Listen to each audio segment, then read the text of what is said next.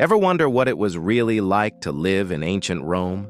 Life for everyday Romans was a whole different ball game compared to the emperors and elites we hear about.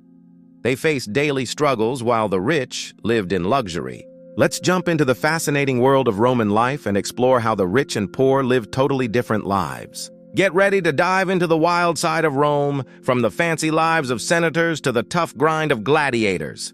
Let's kick things off with the top tier, the senators. Imagine waking up to that warm sun streaming in, right? Whether you're in a cozy little city pad or a gorgeous countryside villa, it just feels amazing. You can almost hear the birds chirping outside, inviting you to start your day with a smile. Your day wouldn't begin with a frantic rush. You'd have slaves helping you into a fine linen tunic and that iconic toga. Breakfast was just bread with wine or oil. In the morning, less powerful Romans, known as clients, visited homes to pay respects. This boosted your power and influence. After holding court, you might head to the Senate House in the Roman Forum to debate laws and govern the empire, or perhaps oversee your vast business interests from a comfortable office. Lunch was also light, but the main event of the day was the cena, the evening meal. This was no ordinary dinner. It was an extravagant banquet that stretched on for hours, filled with laughter and lively conversation. Picture yourself lounging on plush couches, savoring mouth-watering dishes and captivating entertainment. Imagine roasted peacock, sweet dormice drizzled in honey, and exotic seafood brought in from the farthest reaches of the empire. For the Roman elite, every meal was a grand spectacle, showcasing their power and wealth, a world of luxury that felt completely out of reach for the everyday folks just trying to get by. Now let's step down the ladder a bit to the merchant class. These were the equites or knights, along with other wealthy folks who really made up the backbone of the Roman economy. A merchant's day started much earlier, with the rising sun. You might live in a comfortable apartment above your shop or taberna, located in the bustling heart of the city. After a quick breakfast, it was straight to work. Your shop could be selling anything from fine pottery and textiles to imported grain and wine. Workdays were hectic, negotiating with customers, managing stock, and keeping track of everything. Unlike the senators, your wealth wasn't just inherited. It was earned through shrewd business sense, hard work, and a bit of luck.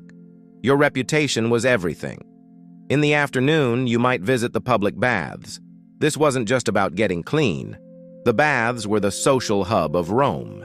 Here, you could network with other businessmen, make deals, exercise, and relax in the hot, warm, and cold pools. It was the Roman equivalent of a country club and a gym all rolled into one. Your evening meal, while not as lavish as a senator's, was still substantial and enjoyed with family. Life as a merchant was a constant hustle, a balance of ambition and risk, but it offered a path to prosperity and a comfortable life that was a world away from the poverty experienced by most.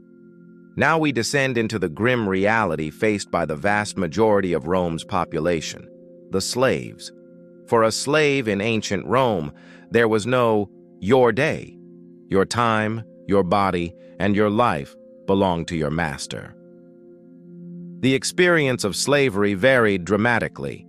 A domestic slave in a wealthy household, like the ones attending our senator, might have a relatively comfortable existence with better food and shelter.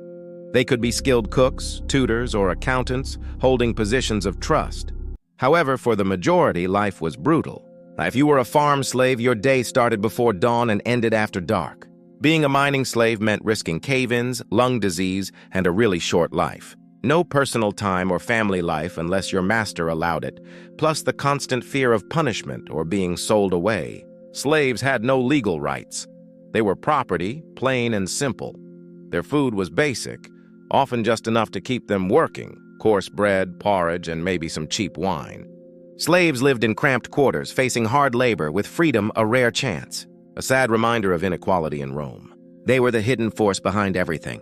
Here we go, stepping into the arena to meet the legendary and fierce gladiator. Gladiators, slaves, prisoners, and condemned criminals.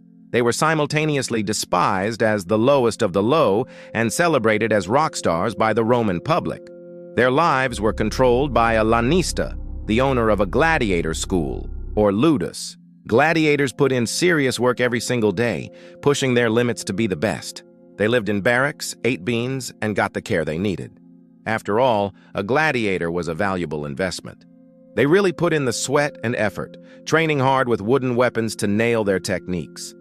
Think about the retiarius with his net and trident, or the secutor rocking his sword and shield. It's all about mastering those moves, right?